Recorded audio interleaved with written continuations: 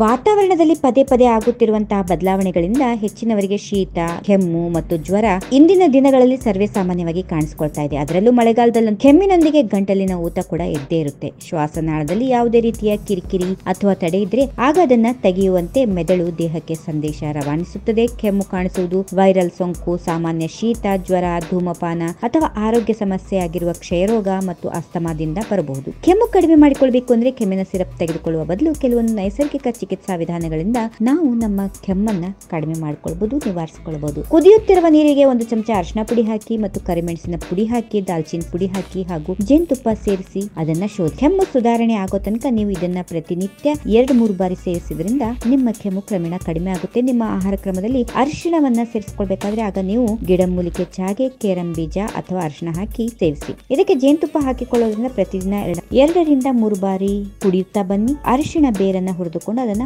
ನುಣ್ಣಗೆ ಪುಡಿ ಮಾಡಿಕೊಳ್ಳಿ. ಇದಕ್ಕೆ ನೀರು ಮತ್ತು ಜೇನುತುಪ್ಪ ಬೆರೆಸಿಕೊಂಡು ದಿನದಲ್ಲಿ 2 ಸಲ ಕುಡಿಯಿರಿ. ಇನ್ನು ಕುದಿಯುತ್ತಿರುವ ನೀರಿಗೆ ಸಣ್ಣ ಶುಂಠಿ ತುಂಡುಗಳನ್ನು ಹಾಕಿ ಗಂಟಲಿನ ಊತ, ಕೆಮ್ಮು ಅಥವಾ ಎದೆ ಕಟ್ಟಿದ್ರೆ ದಿನದಲ್ಲಿ 3-4 ಸಾರಿ ಈ ನೀರನ್ನ ಕುಡಿದ್ರೆ, ಬೇಕಾದಲ್ಲಿ ನಿಂಬೆ ರಸ, ಜೇನುತುಪ್ಪ ಹಾಕಿಕೊಂಡು ಕುಡಿದ್ರೆ ಬಹುಬೇಗ ಕೆಮ್ಮಿನಿಂದ ಪರಿಹಾರ ಪಡೆಯಬಹುದು. ಇನ್ನು 2 ಚಮಚ ನಿಂಬೆ ರಸ ಮತ್ತು 1 ಚಮಚ ಜೇನುತುಪ್ಪ ಮಿಶ್ರಣ ಮಾಡಿಕೊಳ್ಳಿ. ಇದು ನಿಮ್ಮ ಮನೆಯಲ್ಲಿ ತಯಾರಿಸಿಕೊಳ್ಳುವ ಕೆಮ್ಮಿನ ಸಿರಪ್. ಇದನ್ನ ದಿನದಲ್ಲಿ ಹಲವಾರು ಸಲ ಕುಡಿಯಬಹುದು. ಇದಕ್ಕೆ ನೀವು ಕರಿಮೆಣಸಿನ ಪುಡಿ ಕೂಡ ಹಾಕೊಂಡು ಕುಡಿಯಬಹುದು.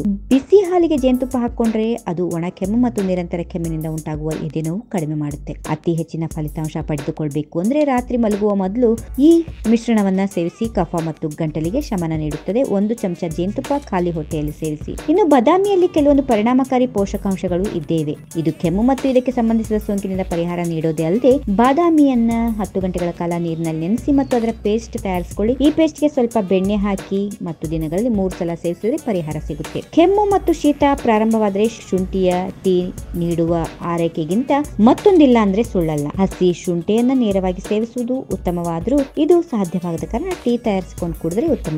1 ಕಪ್ ನೀರಿಗೆ ಕೊಂಚ ಶುಂಠಿ ತುರಿಯನ್ನ ಹಾಕಿ ಕುದಿಸಿ ತಣ್ಣಗಾಗಿ ಶೋಧಿಸಿಕೊಂಡು ಕುಡಿಯುವ ಮೂಲಕ ಶೀತದಿಂದ ಕಟ್ಟಿಕೊಂಡಿದ್ದ ಮೂಗು ತಕ್ಷಣವೇ ತೆರೆದು ಶೀಘ್ರವೇ ಚೇತರಿಸಿಕೊಳ್ಳಲು ಸಾಧ್ಯವಾಗುತ್ತೆ. ಇಂತಹ ಒಳ್ಳೆ ಟಿಪ್ಸ್ ಗಳಿಗಾಗಿ ಈ ನಮ್ಮ ವಿಡಿಯೋವನ್ನ ಲೈಕ್ ಮಾಡಿ, ನಿಮ್ಮ ಸ್ನೇಹಿತರಿಗೂ ಶೇರ್ ಮಾಡಿ, ನಿಮ್ಮ ಅಭಿಪ್ರಾಯವನ್ನ ಕಾಮೆಂಟ್ ಬಾಕ್ಸ್ ನಲ್ಲಿ ತಿಳಿಸಿ.